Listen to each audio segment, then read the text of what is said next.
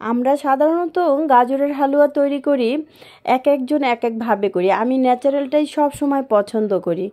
এর জন্য আমি ন্যাচারালভাবে আমার ওরকম একটা সুন্দর কালার আসবে না, ন্যাচারাল কালারগুলো আমার কাছে ভালো লাগে। তো আপনাদের যার যার কাছে এই কালারটা ভালো লাগে অবশ্যই কমেন্টে জানাবেন বা কেমন হয়েছে। আমার কাছে বুটের হালুয়া, বুটের ঘ্রাণ হবে, বুট বুট লাগবে, এটাই স্বাভাবিক। তো বাদাম অল্প ছিল, অল্প বাদাম দিয়েছি, কিশমিশও দেওয়া যায়। যাই হোক, আসুন দেখা যাক কিভাবে আমি এই বুটের হালুয়াটা করি।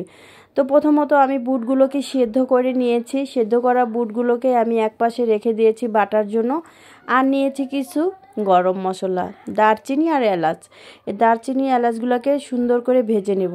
আর এখান দিয়ে আমার বুটটা বাটা হয়ে গিয়েছে, আমি ব্লেন্ড করি নাই, হাতে বেটে নিয়েছি। তো চুলায় একটা প্যান বসিয়ে দিয়েছি, তার মধ্যে দিয়ে দিয়েছি 4 টেবিল চামচ ঘি।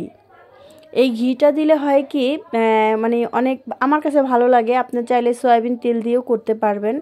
তো আমার কাছে ঘিটা খুবই ভালো লাগে। এরপরে ঘিয়ের মধ্যে আমি দিয়ে দিলাম গোটা গোটা কিছু দারচিনি আর এলাচ। এগুলোর হচ্ছে ফ্লেভারটা ভালো আসবে, এর জন্য দিয়েছি। তো এই দারচিনি এলাচটা যখন হালকা একটু লালচে হয়ে গিয়েছে, এর মধ্যে দিয়ে দিলাম আমি সেই বুটের পেস্টটা। এই দিয়ে আমি সুন্দর করে নেড়ে নেব। এই নাড়চাড় করার মধ্য দিয়েই আস্তে আস্তে করে যতটুকু শুকানোর শুকাবে। এটা কিন্তু গায়ে খুব ছিটে। চিনি দিব আমি। চিনির মিষ্টিটা হয় কি, দিলে ভালো লাগে, যতটা মিষ্টি যত গুড় তত মিষ্টি। যেহেতু আমি বুটের হালুয়া তৈরি করব, বুটের হালুয়ার মধ্যে মিষ্টি না হলে তো হয়ই না।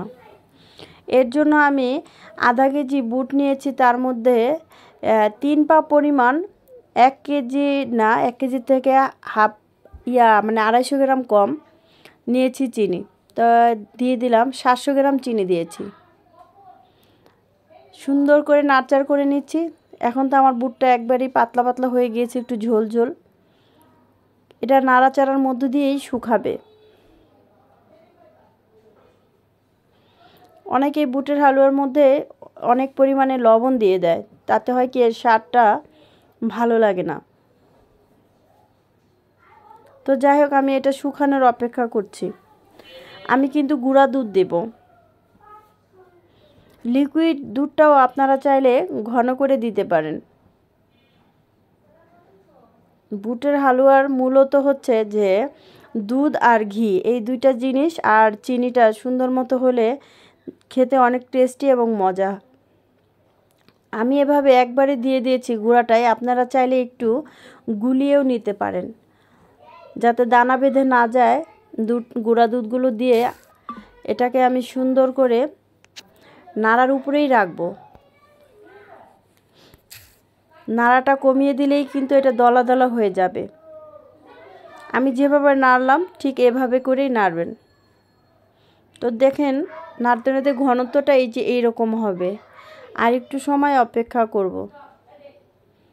যখন ঘনত্বটা এরকম হয়ে আসবে, তখন আমি ওই তো আমার গরম মশলা যেগুলোকে প্রথম আমি শুকনো খোলায় ভেজে নিয়েছিলাম, সেগুলোকে দিয়ে দেব, পাউডার করেছি। শিলনোড়া ভালো করে বেটে যেরকম আমি পাউডার করে নিয়েছি, এই পাউডারটা দিয়ে দেব এর মধ্যে। খুবই ভালো লাগে এই ফ্লেভারটা। এই পাউডারটা দিয়েও আমি সুন্দর করে নাড়চাড় করে নেব।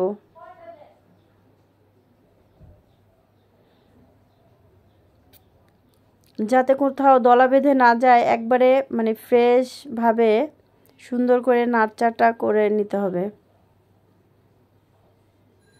ওইদিকে আমি একটা কি বলে এটাকে, ট্রে বলে, ট্রের মধ্যে আমি ঘি মাখিয়ে রেখেছি আলাদা। কিন্তু ঘি মাখানোটাও আপনাদের সাথে আমি শেয়ার করব।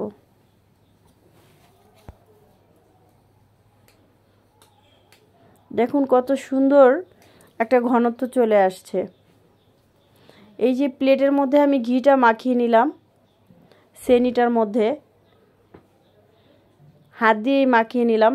আমার কাছে এই মুহূর্তে ব্রাশটা কাছে নেই। এখন আমি আমার পুরো বুটগুলোকে সুন্দর করে ঢেলে ঠান্ডা হওয়ার অপেক্ষায় রইলাম। ফিরে আসব 15 থেকে 20 মিনিট পরে। আমি এটাকে কাটবো। পরিপূর্ণভাবে একবারে ঠান্ডা হবে তারপর। এরই মধ্যে দিয়ে আমার গাজরের হালুয়াটা হয়ে গিয়েছে। আমি আরেক চুলায় গাজরের হালুয়াও বসিয়ে দিয়েছি, ওটাও রান্না করছি আর ফাঁকে ফাঁকে এসে এটাও করতেছি। আরেকদিন আপনাদের মাঝে গাজরের হালুয়ার রেসিপি অবশ্যই বানিয়ে দেখাবো। তো কাজু বাদাম, পেস্তা বাদাম, যার কাছে যে বাদামটা আছে ওটাও দিতে পারবেন, কিশমিশও দিতে পারবেন। তো দেখুন কত সুন্দর একটা কালার আর গন্ধ, খেতে অনেক টেস্টি এবং সুস্বাদু।